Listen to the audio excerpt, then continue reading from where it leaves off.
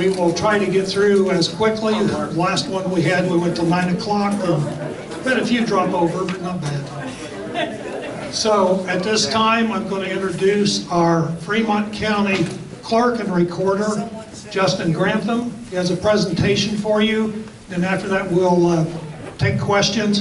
If you have one of those cards, you write your questions down, and we'll go through those, and we'll ask those questions. Thank you.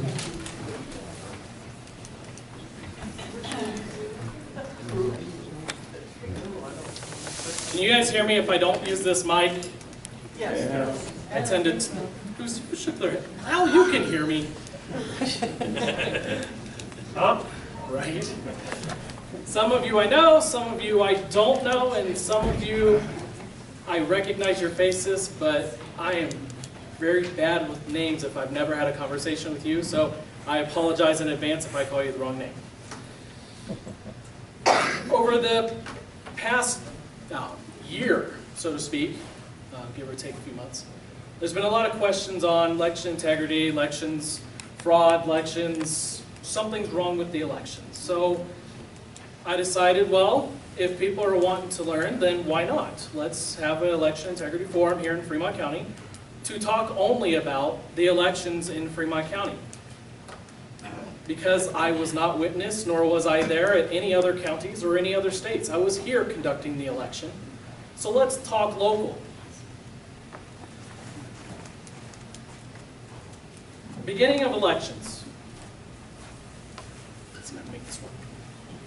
Election preparation. There's a lot of things that come with an election. Election is not just October, November, that's it. There's coordinating with other entities. Getting those intergovernmental agreements, they can start all the way back in March. Coordinating with entities that may be thinking or may not be thinking of putting something on the ballot. It's not just candidates, it's questions. It takes time to go through all that rigmarole. It takes time to decide with their boards if they want to have an election. So it does take time to start talking to them and letting them know deadlines. You know, there's security plans involved. For my elections division, the actual election starts about 120 days before the actual election. Because we need to get our rears in gear and start looking at places. If we need voting centers, we need to make sure to secure those voting centers. You know, if we need to make sure that the ADA compliance, are these buildings actually accessible for individuals who need a ramp? We got to make sure of that. We need to make sure that we're having the best opportunity for individuals who can't walk like the rest of us or can't talk like the rest of us, make sure that they have this ability. You know, we do quality checks on machines. Are the power supplies still working? If not, let's get those replaced. Are the computers working? If not, let's get them replaced. Supplies. Do we have enough paper? Do we have enough pens? Do we have enough judges? Do they have their training? There's a lot more to an election than that 1 or 2 months where the ballots are out for people to vote. We have to create the ballot. As most election directors in the state, but our fabulous one here in our county, it is hard to create a ballot when you don't know what's going on the ballot. And sometimes it takes until the very last hour to the very last minute for everybody to submit their actual questions or to their candidates and certify what's going to go on the ballot, and then turn right around and start making sure everything fits where it's supposed to fit. It could be a letter-size ballot, legal-size ballot, or even longer as we continue to have more questions. Background checks are completed on election judges, on staff. Planning, making sure staff have training. That's absolutely a necessity. Planning, making sure we coordinate calendars with election judges, staff, wherever we're going. So we got to make sure that things are actually ready to go before we actually move into the election. So once that's all completed, and once we create a ballot and we get it all figured out, we have a logic and accuracy test. And a logic and accuracy test, especially with the clerk's test deck, is to figure out every single variable, every single combination of vote, whether it's an overvote, an undervote, an exact vote.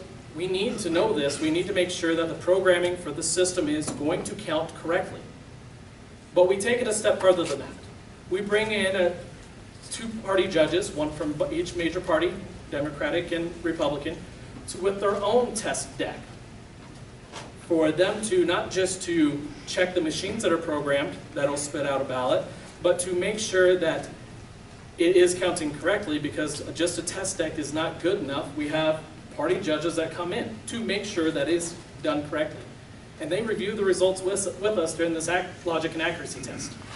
And it's open to the public. During the what? During the logic and accuracy test. Individuals can come in during this logic and accuracy test and watch as we put the votes in, watch how, in most cases, the tallies tend to be a little off from what people vote versus what's actually put into the system. And that's just human error. It happens.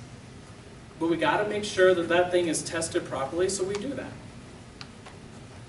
Hey, Justin, explain what a test deck is. I mean, it's, A test deck is every single variable vote, undervote, overvote, for every question, for every candidate, on every style of ballot. It could end up being thousands, or depending on the size of your county, a lot more than thousands. Because it depends on what's on the ballot, how many questions on the ballot, how many candidates are going to be on the ballot, how many can be voted for, how many can't be voted for. You know, there's a lot to testing to make sure that the system actually catches a mishappen, or it catches a fallibility, or it catches something that's off. Why can't it if it's on the ballot? If someone votes for 2 different presidents, we can't count it. Oh, Or if somebody doesn't vote for president, we can't count it. You know, there are reasons where there are overvotes and undervotes. Absolutely, it does happen. Is that the whole ballot doesn't count, or just that section? Just that selection.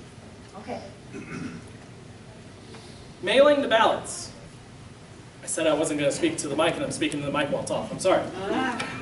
Right? Mailing ballots. We mail to active voters only.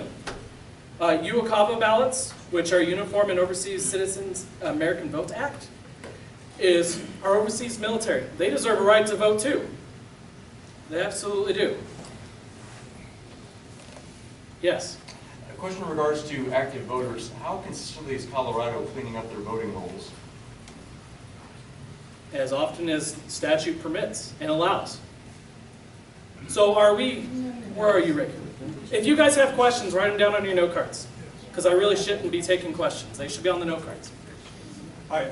Not really a question, but that's not accurate on active voters. I ended up with the house that out on 27A that was part of the big bust long ago. It was full of illegal Cubans. They sent me 5 different cards encouraging them to vote and get the address on the bottom of the Spanish website. I said not here and sent them back. So I don't know about. So that has nothing to do with the active voter list. Yeah. Those are lists sent out from people who are getting their driver's licenses that are not legals, that are sent cards that from the Secretary of State's office, which has nothing to do with Fremont County. Okay. Okay. that's not true. Let's hold questions and comments until after Justin is done. If not, you'll be asked to leave. What do we do with the cards, sir? We'll pick them up. Like pass them to the end, or? No, we'll come around and get them. Thank you. Moving on. So active voters are voters that correspond with our office by mail, phone, email, come in person, online updates, or voted in the last election.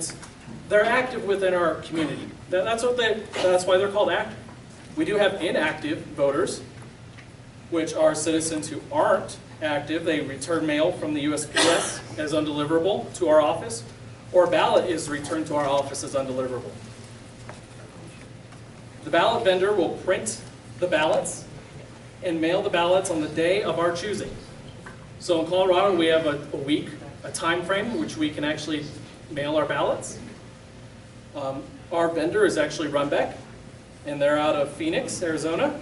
And I actually send staff down to Phoenix, Arizona to make sure that the ballots are checked and verified, and then we escort our ballots from their center to the distribution center in Phoenix, Arizona.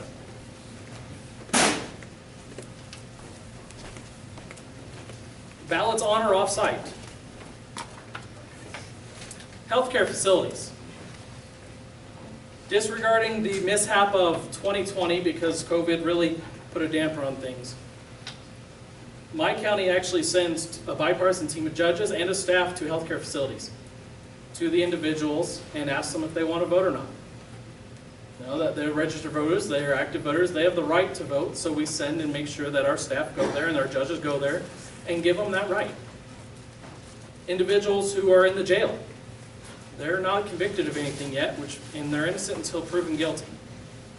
So if they're there and they actually update their mailing address and their information with our office, we actually do send staff and judges out there to collect ballots.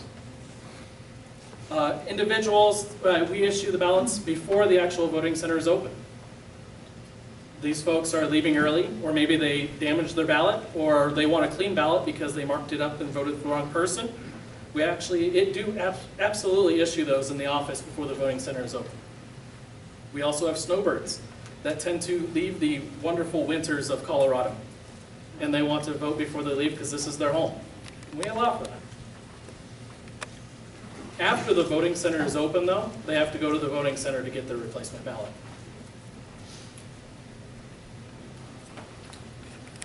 Access to the polls. In Fremont County, only staff have access to our main voting center. We have key-coded doors, 2 doors. We change the code every election, and that way only our staff have entry, and we have to go into at a time. If it's outside of our main voting center, it's actually sealed from the outside and locked up by the owner. And if the seal's broken, we can't use the machines or the equipment in that voting center. If we know for a fact that that's sealed, and we can tell those seals will show void when they're ripped, we will not use any of that equipment. Staff and or bipartisan judges are only permitted to enter 2 at a time. We don't go in by ourselves.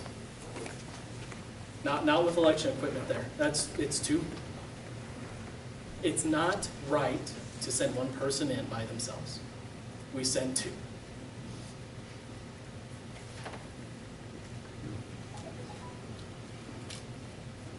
See, I want to make sure I'm not getting ahead of myself. Voting machines are in the voting centers. We print out paper ballots for review by the voter. So if you've never voted in person, we actually have 2 options. You can either, 1, we can issue you a ballot, you can vote your paper ballot and put it into a steel container that's locked and sealed, and the seals are checked before we go into the voting center, and after, or right before we leave the voting center and lock up the doors. We check those seals to make sure that nothing's voided on. But we also you can use a computer system, a tablet right there, that'll let you vote your ballot. And it'll print out your ballot, and you probably should take a little bit of responsibility and check your voting marks to make sure that it is what you voted for. But we also test that in the logic and accuracy test to make sure that those machines are calculating correctly and voting who you said you voted for. But it doesn't hurt to always double check. All the equipment, not just the steel containers, are sealed and checked and logged every day. If a seal is broken, we can't use that equipment. Drop boxes and drop-off locations here in Fremont County. Drop boxes are under 24-hour video surveillance. We have one in Penrose at the school, Florence at City Hall, Cotopaxi at the school, and one here at the County Administration Building right outside the west doors. Fremont County is only, by minimum requirements, it's supposed to have 1, sorry. But we have 4, because I know it's important for you guys, and everybody's expressed their wants to have voting drop boxes in their areas. So we're trying to make sure that we get them there. Drop-off locations. There's absolutely one inside the office, and one at every voting center. That way, if you don't trust the video surveillance, you can drop it off in front of people who are watching the actual drop-off locations. Because if you want to vote by mail, you want to vote by drop-off location, or in person, we have all of that available to you.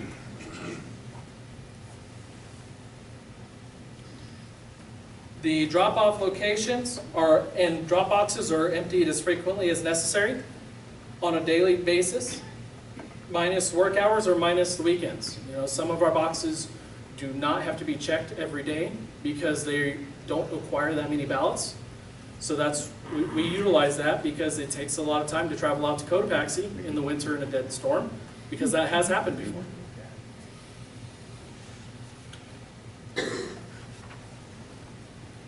So when we start collecting ballots from the voting center, every night they're brought back across the road because our main voting center is across the way from our ballot room.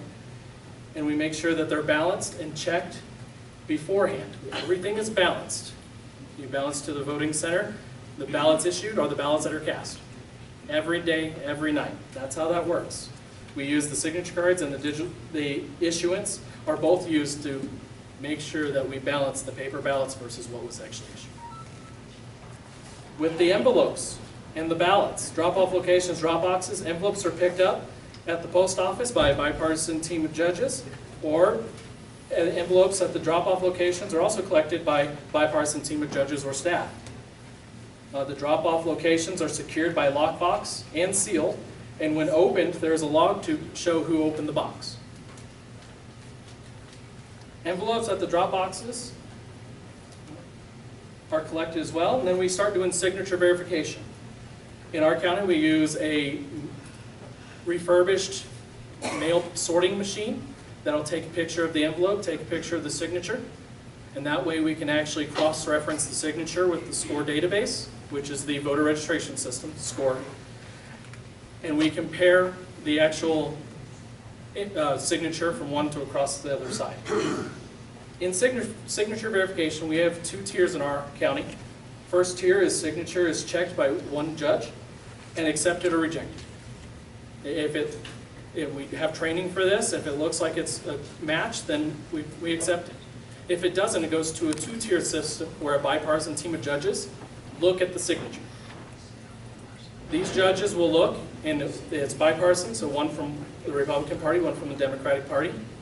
And if the signature doesn't match, we send a cure letter to the individual to come in and, show us your ID and sign something for us, and we'll accept your signature. That way we get a new signature or file. We also have a new thing that's called text to cure, which will send a letter to this individual, and then they can text back a picture of their ID and a block where they can sign on their phone and they can get us a new digital signature. That way we can have it in there. Before 2019, we actually compared the envelope to the computer system, but now it's side by side. It helps increase the speed for our judges, and it helps putting them closer to compare them, and it makes it less handling of the actual envelope itself.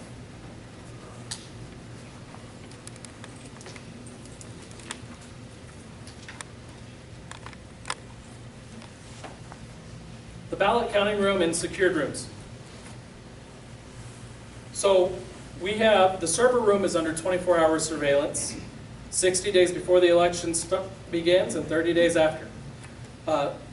In federal law, stuff has to be kept for 22 months, but in state law, it actually says 25 months. So we actually keep the video footage for 25 months. 2 staff or bipartisan judges must sign into the room, and only the Fremont County staff have the code to this room. So there's only 5 staff in my office, including myself, that would have a code to this room. The secured rooms, they do require code entry, and they do require a sign-in, a 2-person sign-in. These rooms are holding election equipment in the off-season of the election, or that's the server room, or where we're storing our ballots and other supporting documentation. This has to be behind the secured room, and we do sign in if we do need to access that stuff. That way no one can just come in and look at ballots. That's not how it works. No one can come in and look at envelopes. That's not how it works.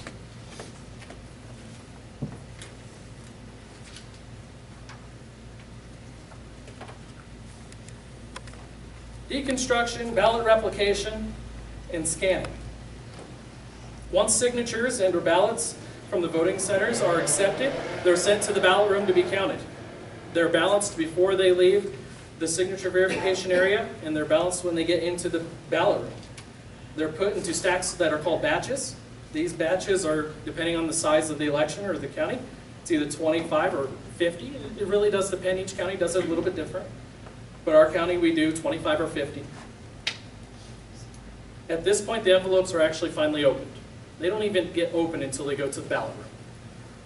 No one can see how anybody voted. Nobody can even peek through because it's a security envelope in our county. This is where the judges will start processing. Judges confirm the correct election ballot, and they balance envelopes to ballots every step of the way. During the June primary, when unaffiliates can vote in both Democratic and Republican races, sometimes we get 2 ballots back. We need to make sure of that. We need to check, and that's what these election judges do. They check. Sometimes people will vote both. Sometimes people will vote one and not the other, and they're returning it for safekeeping because they don't want somebody else to vote it. That's what our judges do. They verify and they make sure of this stuff. Ballots are shuffled to assure secrecy. And in Colorado, your ballot's secret. No one gets to know how you vote. Ballot replication, it's really more of a recovery than it is a replication. Damaged ballots, because I drink coffee and research while I'm voting my ballot. If I spill my coffee, the scanner probably won't read it.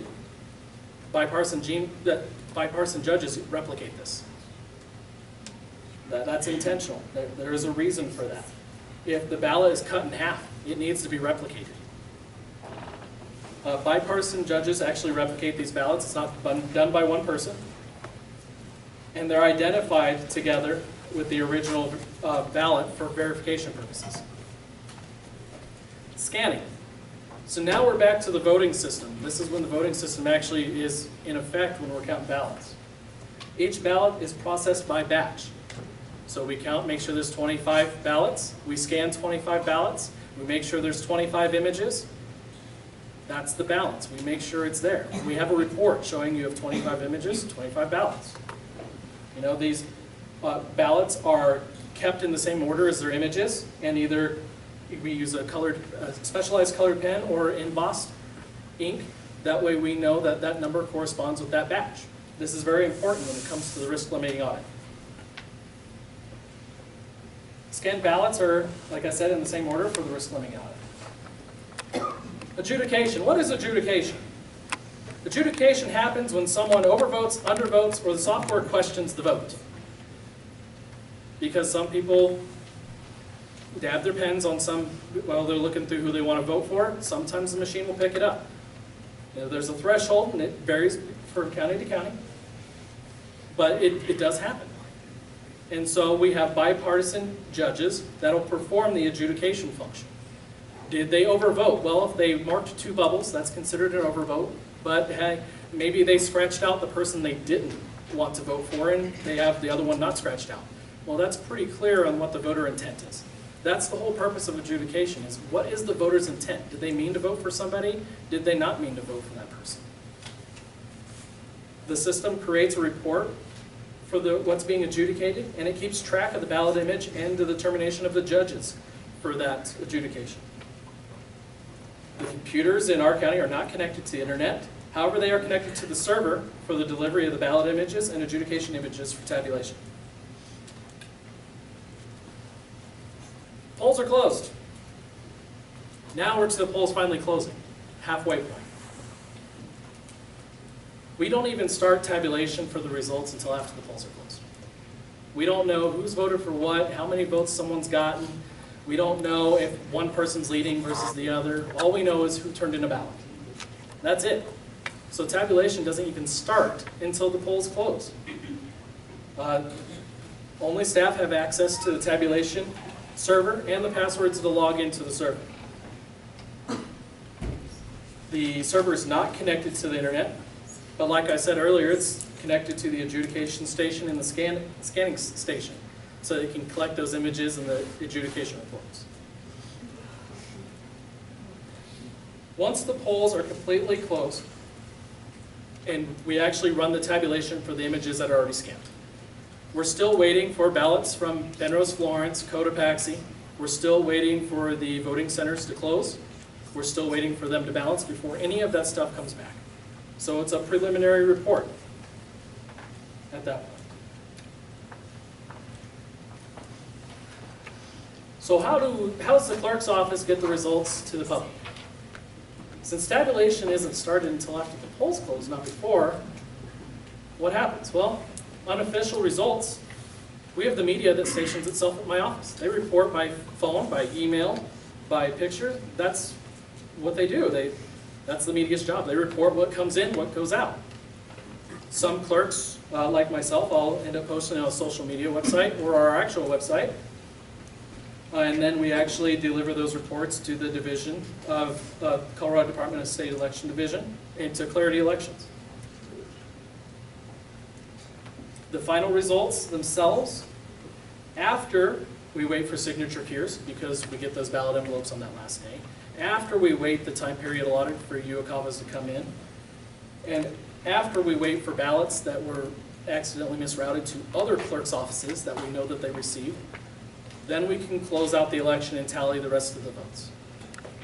Sometimes, depending on ballot styles, if there's a minimal amount of ballot styles, to ensure secrecy of the ballot, we don't count those ballots.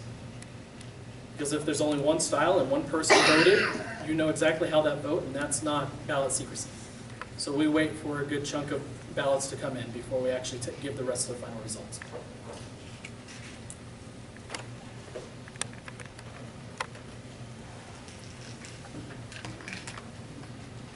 The risk limiting up. So I bet it's no surprise that the Secretary of State does not actually conduct an election. That's each individual county clerk's job to do.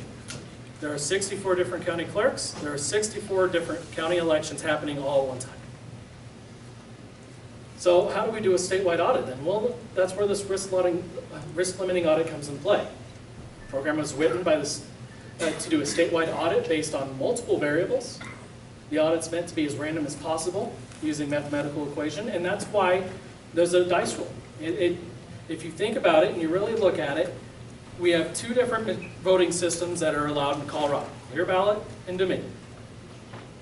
Okay. Each county has special districts, municipalities, county, cross-county districts, cross-county municipalities, legislative districts, judicial districts, judges, congressional districts, and statewide elections, and questions and candidates. There's a lot to sift through there and a lot to do with statewide audit. It's no doubt this program is a little bit more elaborate than something free off the internet. It's intentional.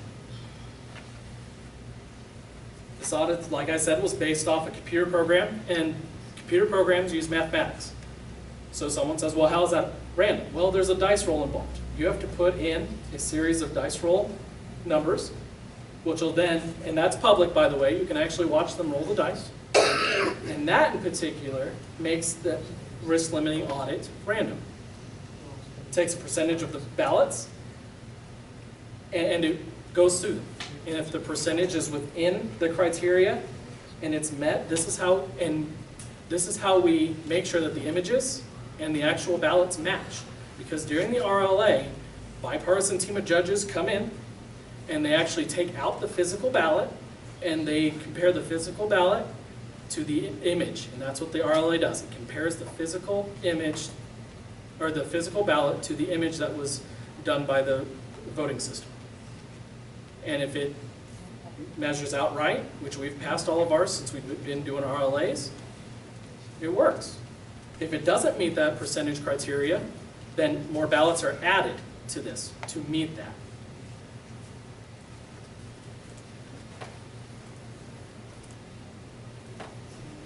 Audits, we have the logic and accuracy test. We mentioned that already. We make sure to audit the system to make sure it's programmed correctly. That's why we test it. It's done by staff and bipartisan judges.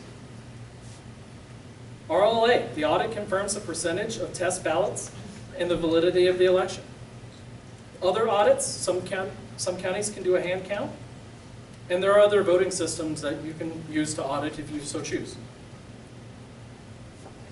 The computers and peripherals and common misconceptions. The tablets in the voting centers.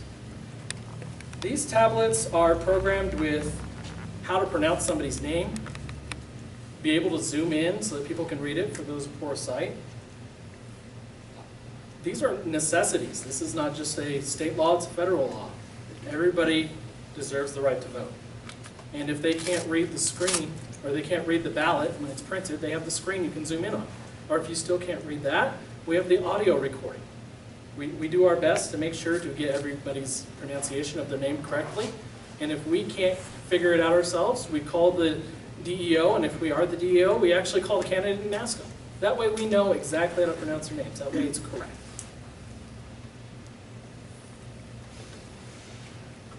How about Wi-Fi and Bluetooth are off in these voting tablets and verified by county and Secretary of State staff during the trusted bill.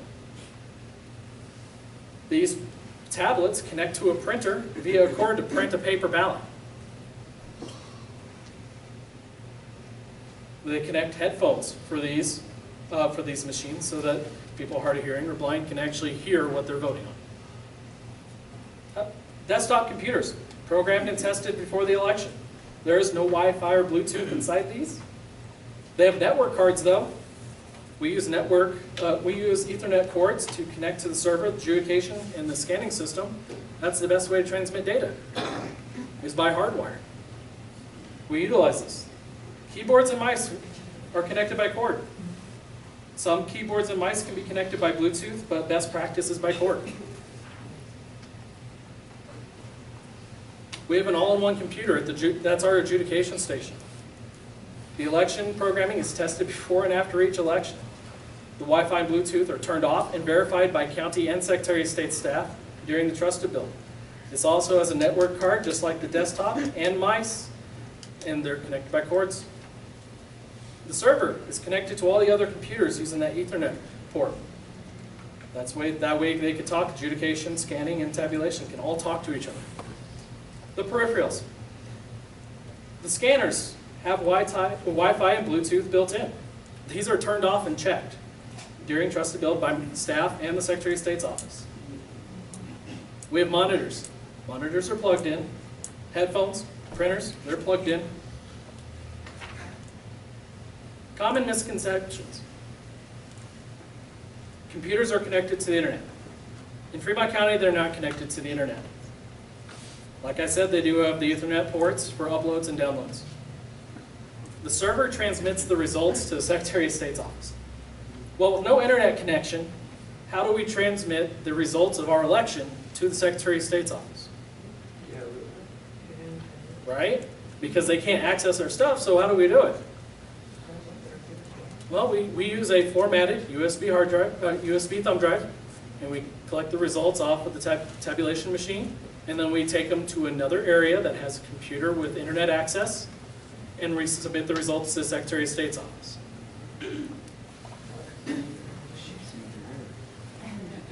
The thumb drives are password protected,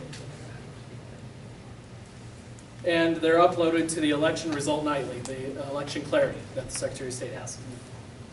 The scanners, because I know this was mentioned, scanners and the Wi-Fi and Bluetooth are built in. They do have the capability, yes, they do. However, the scanner radio signals are turned off, and that's verified by my staff and the Secretary of State's office. It's a specialized scanner. It's meant to handle massive amounts of paper. It's not just a run-of-the-mill scanner. It processes thousands or tens of thousands of ballots. It's a special pound of paper, special length, scans front and back. So it more than likely has all the bells and whistles. You're right, but we ensure that those are turned off. So the system certification with voting test and with the voting testing lab. So if nobody knows, which there are some in the room who do and some who don't, ProVMV and another company are approved by the Election Assistance Commission to test voting systems across the United States. So ProVMV tested Dominion Software 5.11, and then somewhere along the lines, this certification of theirs had a deadline on it. But the EAC also came out and said that they did not lose their certification. But I will also note that state law does not require the VSTL to test and certify election equipment yearly, and federal law doesn't mandate testing. It's a guideline from the government for all voting systems. State law does not require the VSTL, the voting systems testing lab, to test and certify election equipment, because not all states use it. And states are in charge of their own elections. The upgrade that we received this year, Pro VMV was certified again and tested a new version of Dominion Suite 5.13, and has been tested and certified not just by Pro VMV, but the Secretary of State's office.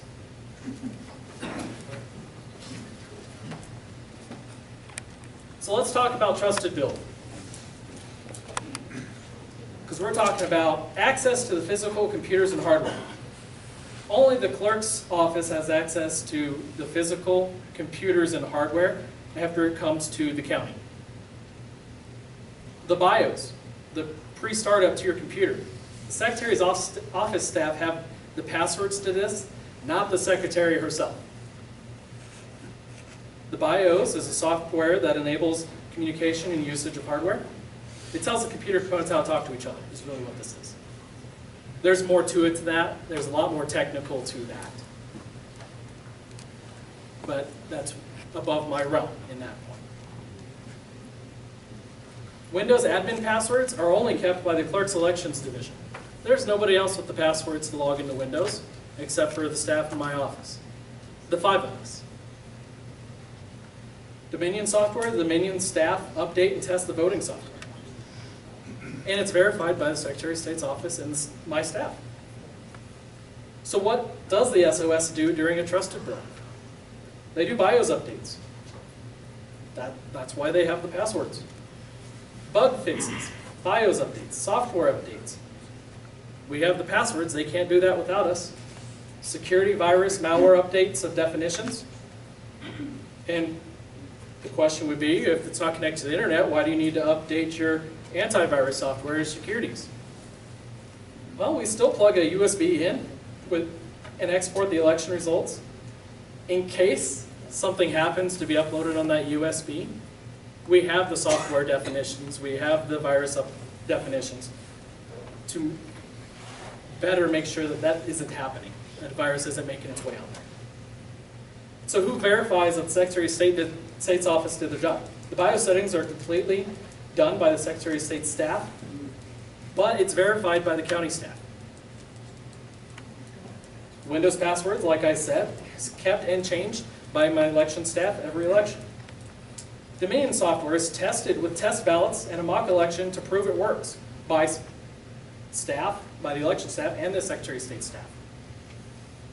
So what does Dominion do then? If everything's done by the staff and the clerks? Well, they put on the new suite, 5.13, which allows us to print full ballots in the voting center when the law permits it. It's being piloted up in another county this time around. It allows us 5 new reports that we can print to go along to prove the election and the validity of the election. It has a duplication mode so that when we replicate damaged ballots, it can actually print out a report for this so that we keep track of what's happening in replication. So what is Fremont County's role for the trusted build? We back up elections. All the election data is backed up. The only data required to be backed up is the election data. All backups are kept for 25 months per state law. Access to the equipment. Only staff have access to this equipment. Nobody else. Yeah, I've said that quite a bit because that's very important. The 5 staff in this county have access to the voting systems and the hardware. No one gets in unless they break in. And that would be seen, that would be noted, and then we can figure out what's going on and fix it from there. No one can randomly just walk in. Staff verify all Windows updates. Staff verify all the BIOS settings. Staff are present for the entire trusted build. We don't leave that room with them in there by themselves. Can I ask a clarifying question, please? What do you mean by staff verify the BIOS? I don't know what those words mean. There's settings that have to be put in I place know what a with the BIOS is. I don't understand how your staff are possibly verifying it. That's what I'm wondering. How are they verifying? How they verify. So. As they're watching the Secretary of State's staff do the updates to the BIOS and put the initial settings that are approved by the trusted build. They ensure that what is marked as enabled or disabled for hardware is what is done. Okay, so they're checking the settings, but Yes. not actually what the BIOS is Correct. doing. Okay, thank you.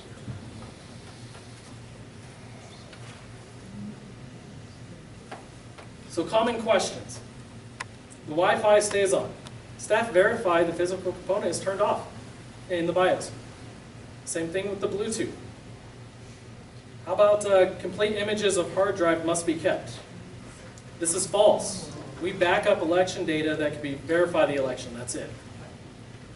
Backdoor for the SOS to access to turn on the wireless and the Bluetooth. If no one has been in the Fremont County building, and I will take the words out of our veterans assistant that works downstairs beside the election room that's locked, there is no signal down there, and when I come upstairs, my phone keeps going off with text messages, missed phone calls, and missed messages because I have zero signal. Even if something was turned on down there wirelessly, there's no signal to get down there. But if you want to go and check, I guess go and check. You can stand outside the door and you can see if you see a wireless signal or whatever you think may be happening, I guess. Dominion can remote log in. False, the computers aren't connected to the internet, so I'm not sure how they would do that. Vote flipping in Fremont County. The results in our county are what is reported to the Secretary of State's office. And you guys can check that. I record them into the real estate records, all the results, and you can come in, get those results, and then check them against the Secretary of State's office. That's an easy check. The ballot vendors printed extra ballots and submitted them. This is highly unlikely in Fremont County, as we balance every night in the voting center. Ballot vendors don't have access to signatures, so they wouldn't be able to duplicate signatures. Trusted build can't be established because computers are made in China. Well, components are assembled in China. Not everything is made in China, regardless of how we buy it. The trusted build is established after the computers come to the county, not before.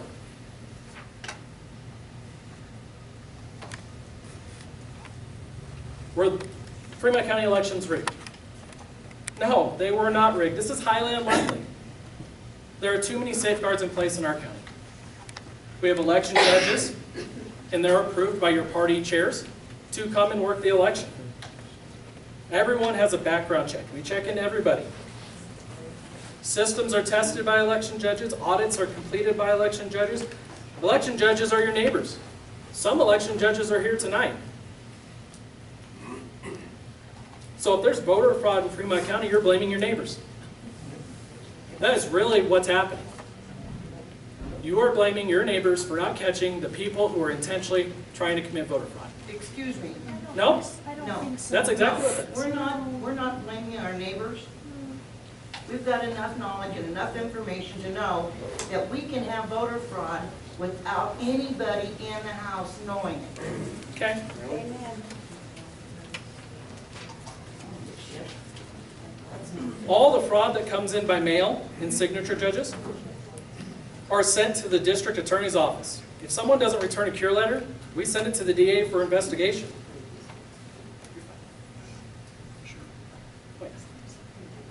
In that investigation, let's talk about the last 4 elections in Fremont County. General election, 66 voters' signatures have not been looked at, as far as we know. 29 from the primary, 54 from the presidential primary, 89 from the coordinated election that we submitted. Now, if there's no communication or indication from the DA's office as if this was done or followed up on, but there they are. That's what we've turned into the DA. Anything beyond in the election fraud is based off of probability and not facts. Maps show probable voter fraud in each county.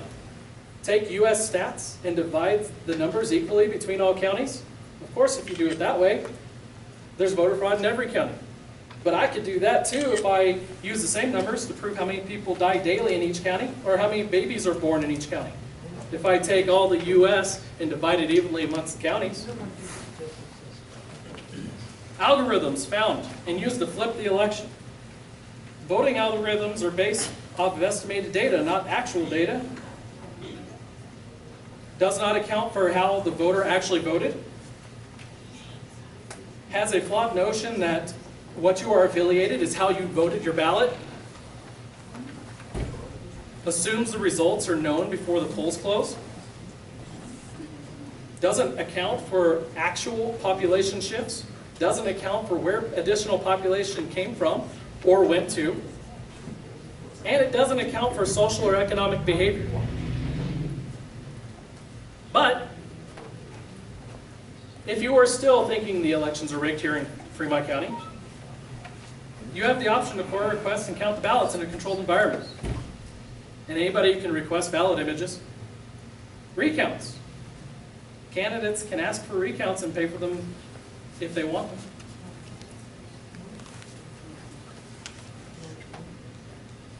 So the County Clerks Association, because this has been mentioned, so I probably should talk about this a little bit. There are 64 county clerks, and the DMV director in Denver are part of this association. It's an education and procedural association. We educate members and staff on how to perform duties in the office, and we have input in legislative and elections